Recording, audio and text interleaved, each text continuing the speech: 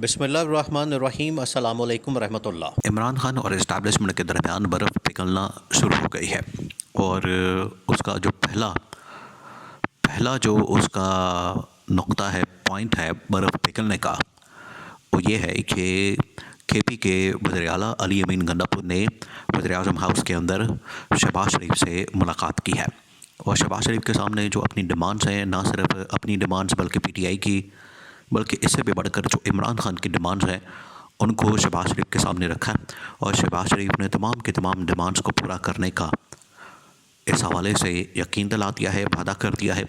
और अली अमीन गंडापुर जब वज़ीर-ए-आज़म हाउस से निकले तो बड़े ही पुरजोश अंदाज से और बड़े ही फातिहाना अंदाज से निकले कि हमारा जो मिशन था, हमारा जो मकसद था यहाँ पर मुलाकात करने का और शहबाज शरीफ से अपनी जो डिमांड्स या अपने मुतालबात पूरे करवाने का, वो मिशन जो है हमने मुकम्मल कर लिया है। उस मिशन को हमने हासिल कर लिया है और अब चीज़ें जो हैं वो आहिस्ता आहिस्ता आगे बढ़ेंगी। अब ये इंतहाई अहम तरीन मामला है, इसको आपने समझना है। देखिए, अली अमीन गंडापुर जो कि केपी के वज़ीर आला हैं, उन्होंने शहबाज शरीफ से मुलाकात की है। उन्होंने असल में मुलाकात इमरान खान की इजाज़त के बाद की है। अब इमरान खान की इजाज़त असल में इसमें शामिल थी। इमरान खान की इजाज़त के बाद ही अली अमीन गंडापुर ने शहबाज शरीफ से वज़ीर-ए-आज़म हाउस के अंदर मुलाकात की। इमरान खान ने पहले बता दिया था कि आपने क्या डिमांड्स लेकर जानी है और किस तरीके से मामलात को आगे बढ़ाना है। अब इसके अंदर जो मामलात सामने आए उसके अंदर ये चीज़ें थी। सबसे पहली जो डिमांड इमरान खान की जानिब से की गई कि हमारा मैंडेट जो है हमें वापस दिया जाए और मैंडेट वापसी के हवाले से जो एक डेडलाइन है मुकर्रर की जाए और पूरे पाकिस्तान के अंदर ना सही आप कम से कम 4 हलकों के अंदर जो धांधली की तहकीकात है वो करवा दें ताकि दूध का दूध और पानी का पानी हो जाए।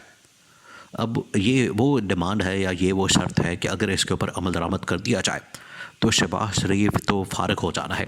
तो एक किस्म के शहबाज शरीफ ने जो ये मुतालबात और डिमांड्स पूरी करने के हवाले से वादा किया है, ये शहबाज शरीफ ने अपने ही हुकूमत के ख़ात्मे पर दस्तखत कर दिए हैं और ख़ुद ही अपना जो इस्तीफ़ा है वो पीटीआई इमरान खान या फिर अली अमीन गंडापुर के हाथ में पकड़ा दिया है, थमा दिया है।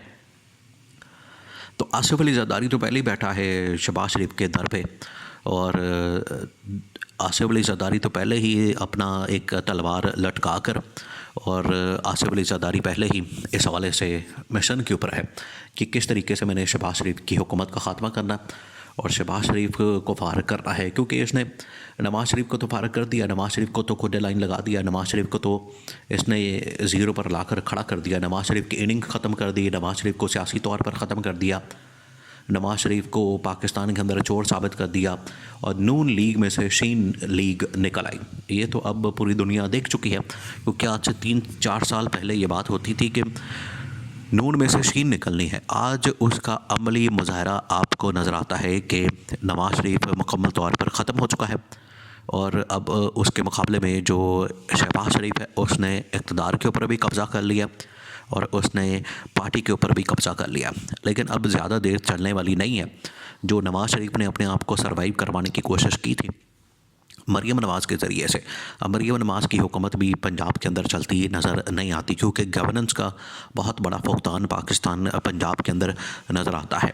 अब ये जो डिमांड्स मानी गई हैं और ऊपर से जो आसिफ अली ज़रदारी का मिशन है और तीसरे नंबर पर जो चंद दिन पहले 2 मुलाकातें जनरल आसिम मुनीर की वज़ीर-ए-आज़म हाउस के अंदर जो पहली मुलाकात थी, वो पहली मुलाकात इस हवाले से थी कि एक सरकारी ऑफिशियल मुलाकात थी और दूसरी जो मुलाकात है उसको सीक्रेट रखा गया, उसको पब्लिक ने किया गया। दोनों के अंदर ये पैगाम दिया गया कि पाकिस्तान के अंदर सबसे पहले आपने स्टेबिलिटी को कायम करना है, पाकिस्तान के अंदर सबसे पहले आपने इस्तेहकाम को कायम करना है।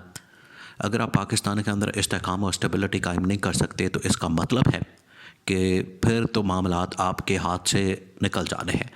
और जहाँ तक बात है इकॉनमी की, जहाँ तक बात है ख़ारजा महाज के ऊपर ताल्लुक़ात दूसरे ममालिक के साथ, तो वो तो हमने ही करने हैं, उनको हमने ही चलाना है। ये इस्टेब्लिशमेंट ने पहले ही शहबाज शरीफ को बता दिया। तो शहबाज शरीफ के पर जो काट दिया, पर क्या काटे बल्कि सब कुछ काट कूट के रख दिया। अब शहबाज शरीफ के पास कुछ भी नहीं है, ना शहबाज शरीफ के पास अथॉरिटी है, ना पावर है, ना इख्तियारात हैं।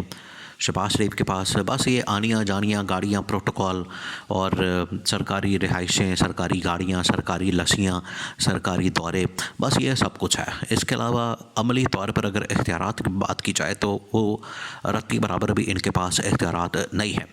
तो इस्टेब्लिशमेंट ने जहाँ पर पहले इनको बता दिया और हुकूमत उसी वक्त ही आधी तो ख़त्म हो गई, 50-60% ख़त्म हो गई, 70% या 75% ख़त्म हो गई।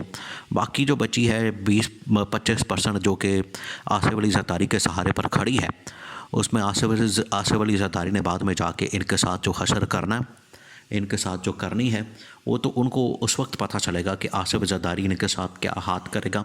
क्योंकि आसिफ अली ज़रदारी ने जिस तरह से पहले नवाज़ शरीफ के साथ डबल गेम की और शहबाज शरीफ को ऊपर ला के बिठा के और नून लीग का मुकम्मल तौर पर ख़ात्मा कर दिया, अब शहबाज शरीफ को ख़त्म करके तो नून लीग जो बची कुची है वो सारी की सारी ख़त्म कर देनी है आसिफ अली ज़रदारी ने।